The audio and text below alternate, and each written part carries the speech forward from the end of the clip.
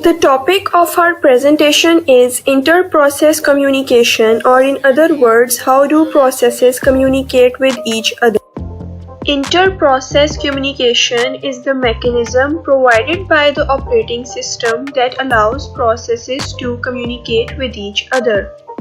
For better understanding, let's understand the two types of processes: independent processes and cooperating processes.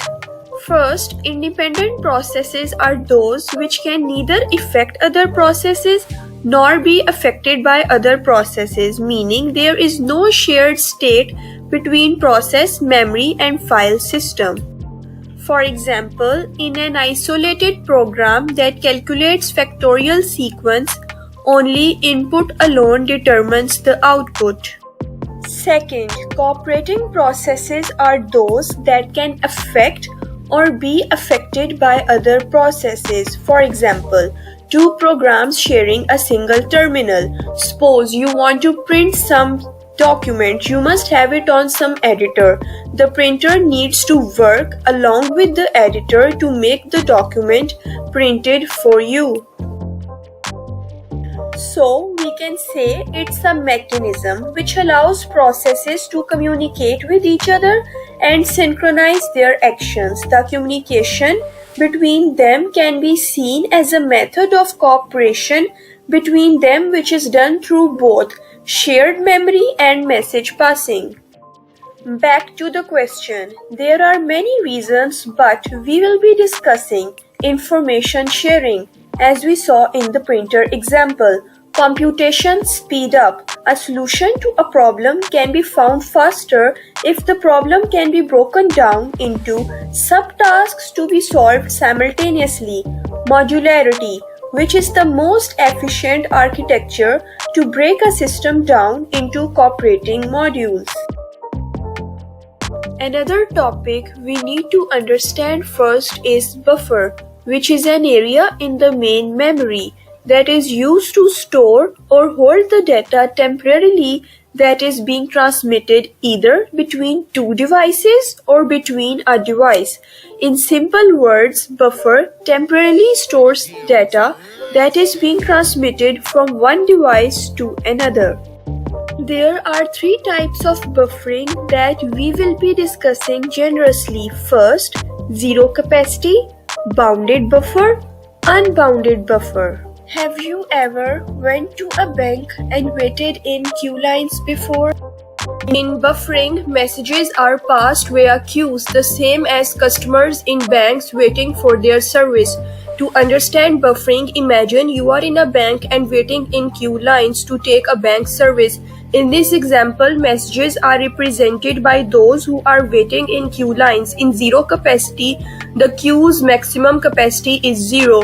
Now let's talk about bounded buffer. A bounded buffer is the one with a finite capacity. You can only buffer a certain amount of elements in it. The last type of buffer is unbounded buffer, in which the queue has a theoretically infinite capacity, so senders are never forced to block. Now, let's talk about two mechanisms we mentioned early that are used by the processes to communicate, starting with the shared memory mechanism.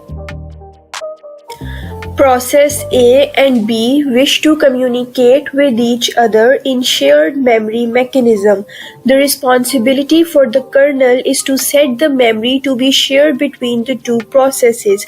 After that, the kernel can go. Now process A can write the message to process B via write function. After process A finishes writing, process B can read the message via read function. Note that process A and B cannot write at the same time. This will cause an override situation. Process synchronization was introduced to handle problems that arose while multiple process executions.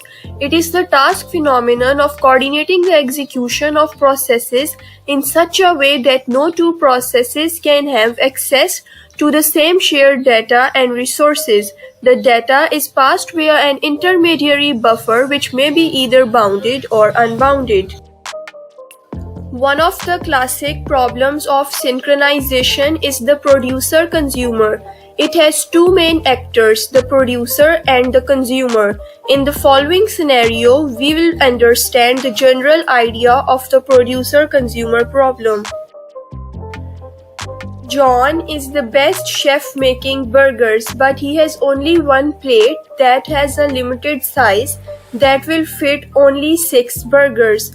John made the burgers and placed them on the plate, one after another.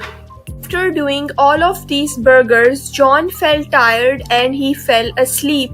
He went to sleep mode and his head accidentally falls on the bell. When Alice heard the bell, she knew that food was ready. She ate all the burgers. After eating all the burgers, she felt tired and sleepy. So, John was the producer and Alice is the consumer. The plate is the bounded buffer. It has a limited size. The producer will produce the data, and after producing the data, he must go into sleep mode to let the consumer know that it's his turn to consuming the data. After finishing, he must go into sleep mode too, to let the consumer know that he can produce new data. Process A wishes to communicate with process B using message passing mechanism. The kernel will take the responsibility for passing the message to process B. Kernel will send the message via send function and deliver it to process B. Process B will receive the message via a receiver function and vice versa. Thanks for watching our presentation. I hope you guys like it.